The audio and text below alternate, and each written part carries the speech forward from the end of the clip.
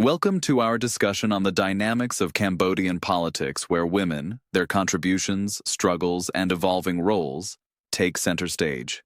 It's fascinating how, since the fall of democratic Kampuchea, the country has made strides in reconstruction, yet the political landscape remains so, unequal for women.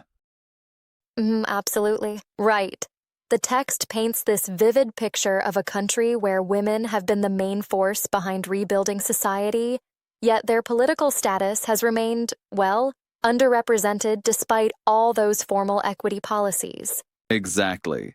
I mean, on one hand, you've got official documents like the Constitution of the People's Republic of Kampuchea and later the Kingdom of Cambodia's Constitution that explicitly guarantee equal rights. Yet, on the other hand, implementation is a whole different story. And isn't it ironic?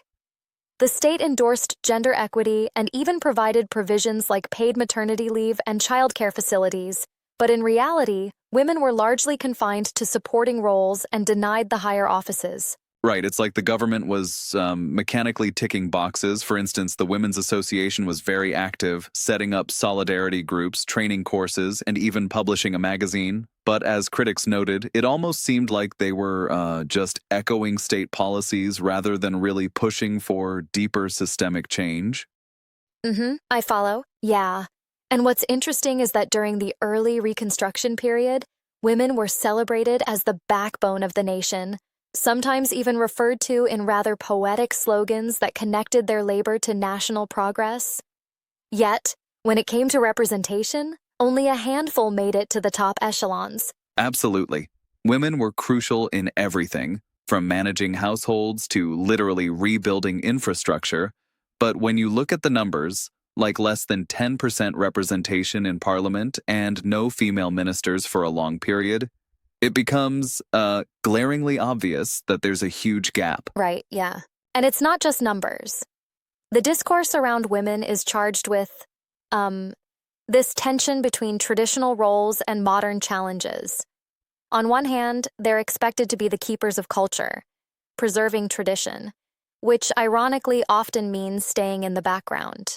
Exactly. It's like, even as they reconstruct the nation, there's this prevailing notion that the ideal Cambodian woman should be virtuous, discreet, and devoted to domestic life. This traditional ideal is so entrenched by texts like the Sibipab Srei that even educated women feel pressured to conform. True. And then we see these contradictory influences.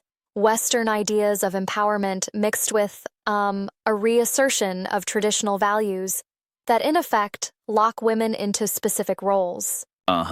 It's like the government says one thing in laws, but in practice, you still see a double standard. For instance, male politicians often use female images and token gestures of female inclusion just to, legitimize their power, while simultaneously keeping real influence out of women's hands. Yep, precisely.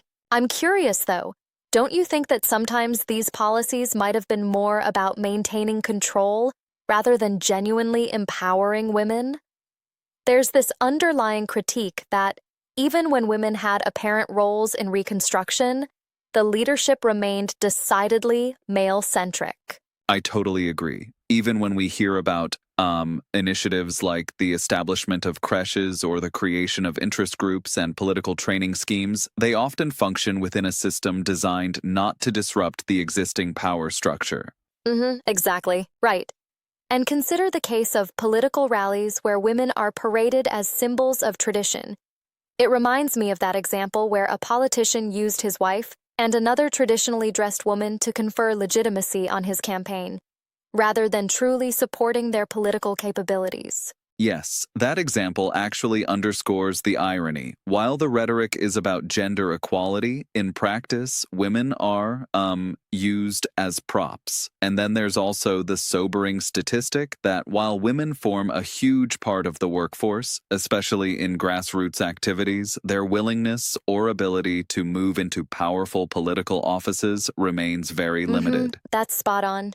And then there's the stark image of women being overburdened by dual roles, expected to contribute to the economy while shouldering domestic duties without much state support.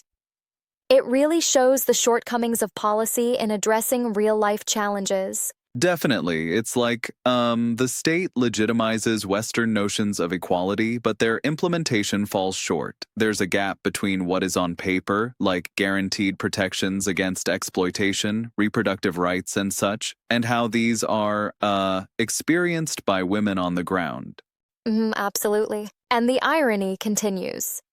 As Cambodia modernized post-conflict, the return of diaspora brought in ideas of a golden age that are steeped in nostalgia for the past. This, in turn, reinforced traditional gender roles, making it even harder for women to break into leadership. Right, and there's an interesting twist here. Women in politics sometimes face a double bind. For instance, when female political figures become prominent, like Mu Sochua or Princess Norodom Marie Ranariddh, they're celebrated individually, but their elevated roles don't necessarily translate to broader systemic change for all women.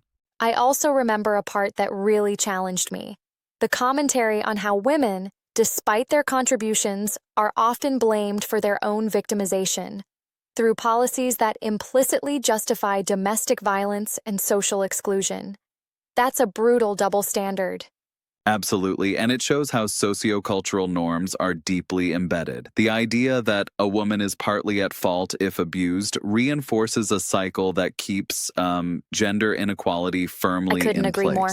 And on top of that, aspects like how education for girls is treated, with only about 60% enrollment in primary school, fueling the cycle of dependency and limited career prospects, really illustrate the systemic challenges. Yes, it's like the whole system is rigged against women. Even when they're given opportunities in reconstruction, these same opportunities are undermined by persistent traditional expectations and, frankly, by policies that are more lip service than genuine reform. Exactly. I'd like to challenge one point a bit here, if I may. While it's clear that the implementation fell short, isn't there some evidence that the very existence of these laws and policies began to gradually shift public perceptions? For example, the marches and proposals presented to government officials around 2000 indicated a growing push for sustainable change. That's a fair point. Indeed, initiatives like the National Marches for Women's Rights and the ongoing work of various NGOs show that there is a grassroots momentum. Though systemic change is slow, these actions do represent a significant assertion by women demanding recognition and equal power. Yes, exactly. And, consider the symbolic slogans like "Women in Power" means that the country is powerful.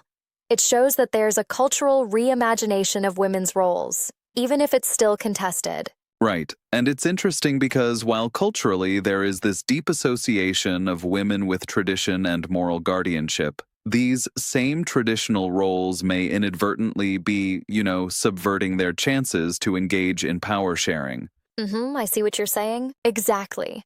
And still, despite resistance from entrenched patriarchal structures, initiatives like training programs for women political candidates and even women's parties emerging in the late 90s and 2000s suggest that change is underway, albeit gradually. True, though we must note the challenges remain monumental.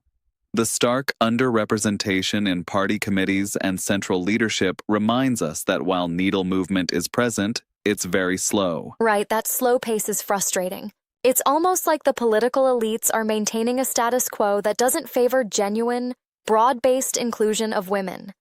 The text highlights that male leaders often prefer to keep women in subordinate roles, partly because that solidifies their own power base. Yes, and this also ties in with broader issues of cultural identity. Women are not only battling for political power, but also against a legacy of traditional norms that define them in terms of domesticity and moral regulation. Absolutely. And in the end, this tension between modern aspirations for gender equality and deeply rooted traditional values creates a kind of, double standard that permeates through policies, social expectations, and even everyday interactions. Precisely. It's like a tug of war between the promises of reform and the inertia of tradition. The article really lays bare the complexity. Women are both agents of change and paradoxically keepers of the status quo due to cultural expectations. Yes, that duality is so striking. And then there's the external dimension, too. The influence of Western models of feminism, which often clash with local perceptions of what is traditional and proper. This cultural collision can sometimes hinder, rather than help, genuine progress. Right. Many in Cambodia view Western ideas of feminism as incompatible with their cultural heritage, which only complicates the push for gender equity. Yep, exactly. So, summing up, while there's been official endorsement of gender equality for decades, the lived reality for Cambodian women has been a constant negotiation, a balancing act between embracing modern roles and being anchored by traditional expectations that limit their political and social power. And that's why the current drive for sustainable change is so noteworthy. It's these grassroots actions and reimagined cultural narratives that could eventually shift the landscape. It's like the emergence of new political actors and institutions designed to give women a greater voice, even if the system is resistant to change. No doubt about it. It remains to be seen how quickly these changes will take root. But the signs of a more inclusive future, however modest now, provide a glimmer of hope for genuine power sharing in Cambodian politics. Exactly. While challenges remain, such as entrenched patriarchal norms, the dual burden of domestic and economic roles, and resistance from established political structures, the determination of Cambodian women to assert their space is inspiring, and it signals a long but promising road ahead. A promising road indeed. Thanks for this rich dive into the intricate layers of Cambodian gender dynamics and political evolution. It really leaves us with much to think about regarding the interplay of tradition, reconstruction, and modern political ideals. Definitely, the conversation dynamics here reflect a much larger global debate on gender and power. Until next time.